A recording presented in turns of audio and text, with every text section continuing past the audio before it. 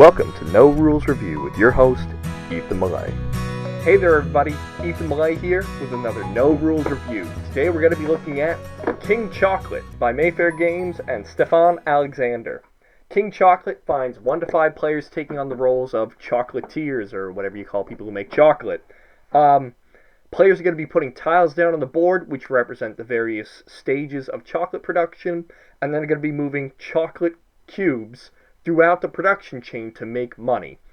Now, the theme there doesn't seem that appealing or that noteworthy. I mean, it's just another sort of odd economic theme. But what makes King Chocolate so neat is that King Chocolate is probably one of the best board game implementations I've ever seen of the debate or the struggle between vertical integration in a production chain and horizontal integration in a production chain. Now, for those of you unfamiliar with those terms, let me explain as best as I can. Vertical integration means I'm going to do every step of the process, from pulling up the raw resources to converting it to the final product. I do everything from step 1 to step final. Horizontal integration says, instead of doing every step from step 1 to step final, I'm going to become an expert at, say, step 4. Everybody will come to me for step 4, and then I make all the money because people need me. And that's what King Chocolate is all about.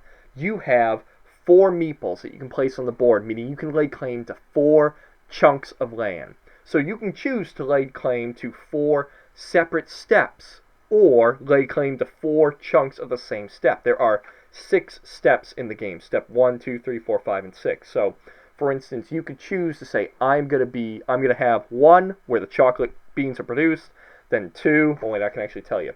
1 is chocolate pods, 2 is the beans, 3 is roasting, 4 is nibs, whatever nibs are, 5 is liquor, and then 6 is finally chocolate. So you can say, I'm gonna have 1, 2, 3, and 4, and I'm gonna be able to just send those cubes through my own means and make money, because you make money when chocolate is moved off of your property, not when it gets onto it.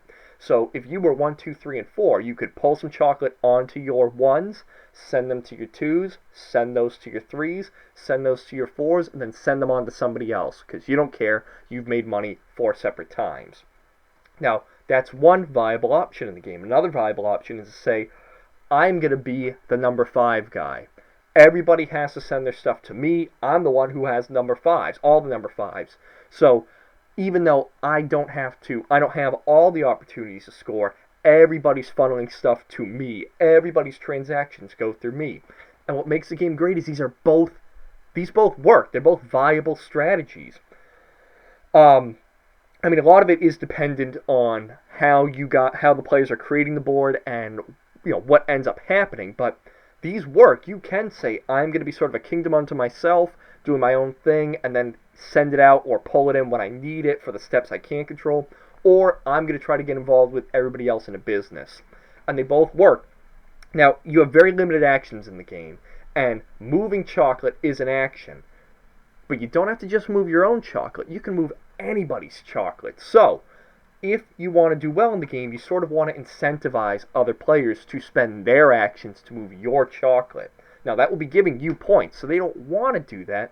But again, that's where sort of that horizontal integration can work, because if you are a vital step for everybody, they're going to have to move it. You can spend your time maybe never spending an action moving chocolate off of your own tiles, because you know others will do it for you. If you're the vertical integration guy, yeah, you're spending points on yourself, but there's a point in your chain where people are going to hopefully want to be pulling it off of you. It's a push-pull business model. You either going to push your chocolate onto somebody else, which costs you an action, or you want somebody to pull the chocolate off of you into theirs, which costs you no action. So a smart player always tries to position themselves so that at least at some point in their chocolate plantations, there's a pull from another player. The game is very quick. It goes until the stack of tiles runs out. The tiles, by the way, some people think they're ugly. I think they look quite nice. They're these sort of, neat illustrations. Different colors and the Roman numerals dictate what is what in terms of the production chain. It looks very, very unique when it's laid out in the end of the game.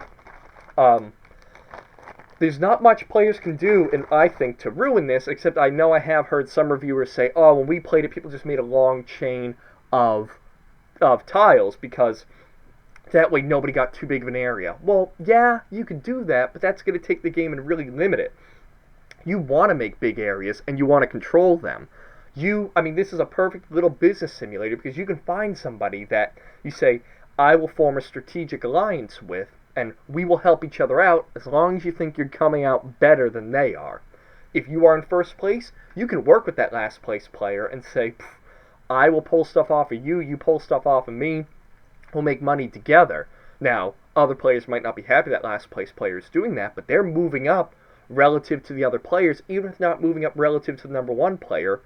So it's not really king-making. I think this game is great because that is what happens. You can have this whole dynamic where helping the leader might be what's best for you if it's moving you up. It's not a very expensive game. It is quick. It's got, 2 pages of rules at the most, I think. It's accessible. It can be played by kids. It can be played by adults. I think it's a great sort of thinky economic game that a lot of people have overlooked. So if you've never given it a shot, I would recommend giving, King Chocolate a chance. This has been Ethan Lay with another No Rules review. If you like what you saw today, share, comment, like, subscribe, and I will see you next time. Bye-bye now. This has been another No Rules review by Ethan Malay. If you enjoyed this video, consider sharing, commenting, liking, and most importantly, subscribing. For this and other great games, join us over on BoardGameGeek.com. Thanks for watching, and we'll see you next time.